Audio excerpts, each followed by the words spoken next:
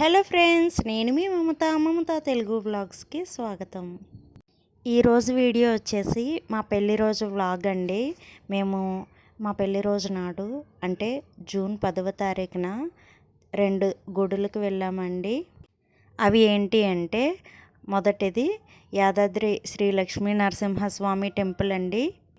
రెండవది స్వర్ణగిరి టెంపుల్ అన్నమాట.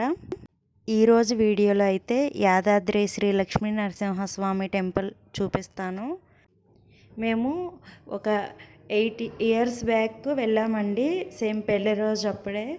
మళ్ళీ ఇప్పుడు కొత్తగా మొత్తం ఎస్టాబ్లిష్ చేశాక ఇప్పుడు వెళ్ళామన్నమాట.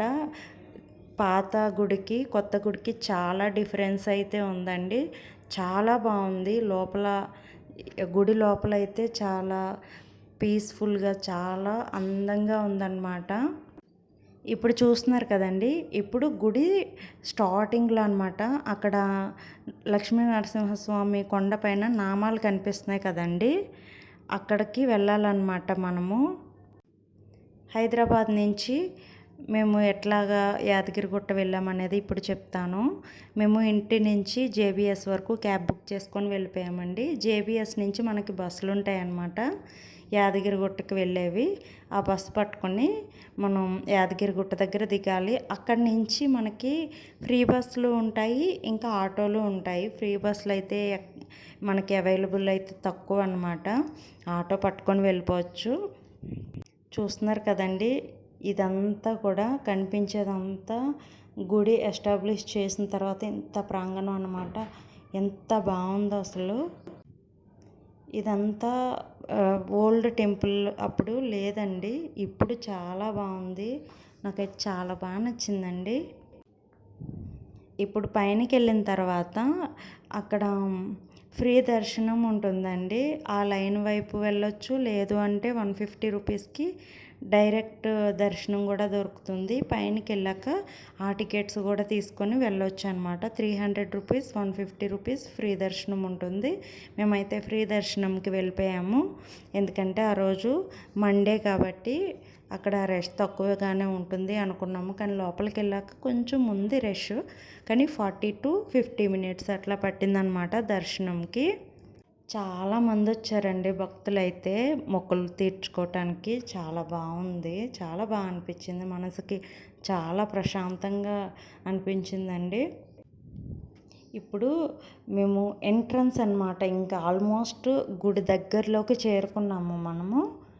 ఇట్లా పైనకి ఎక్కిన తర్వాత ఇది కొంచెం క్రాస్గా వెళ్ళేది ఉంటుంది అన్నమాట.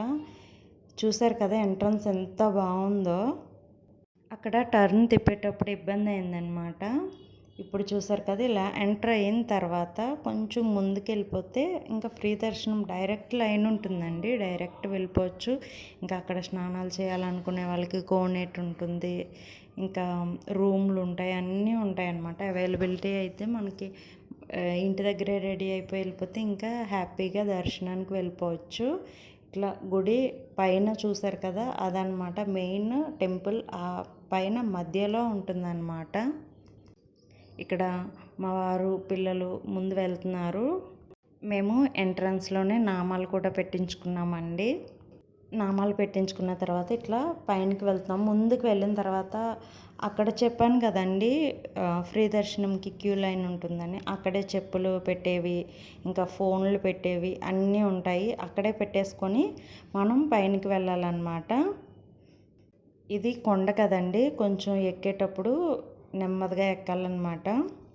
ఇది పార్కింగ్ ఏరియా అన్నమాట. ఇది మొత్తం కూడా గుడి చుట్టూ అయితే ఇట్లా చాలా బాగుందండి. సీనరీ అయితే సూపర్ ఉందన్నమాట.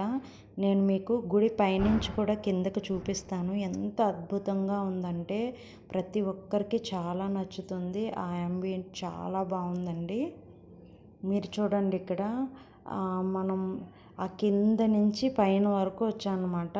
ఆ రింగ్ రోడ్ లాగా ఉంది మొత్తం అంతా కూడా, అదంతా తిరుక్కొని వచ్చామన్నమాట.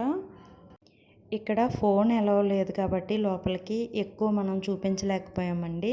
బయట నుంచి గుడి చూపించాను, ఇంకా గుడి చుట్టూగా ఉన్న ప్రాంగణం చూపించాను.